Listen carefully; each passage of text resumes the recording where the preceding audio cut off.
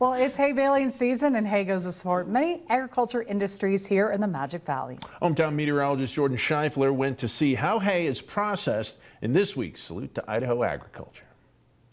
Salute to Idaho Agriculture, sponsored by Slyman & Butler Irrigation. We just have so much livestock in Idaho and we need that hay. It's now the middle of the growing season and farmers are already starting their second cutting of hay. Larry Hollifield is one of those farmers. He says there's a few different varieties of hay farmers can choose from. I think it just depends on your market. Most around here is just your straight alfalfa, but there are some grass mixes and different things you can put in there depending on the animal that's eating it. Horses typically would be given more of a grass feed, while cattle like more of the higher protein feed, such as alfalfa.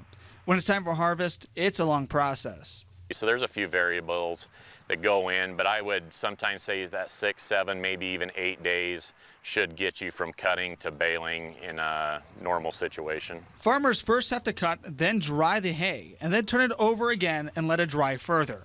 Once the hay is dry enough, around 14% moisture, it's time to bale, which is typically done in the early evening.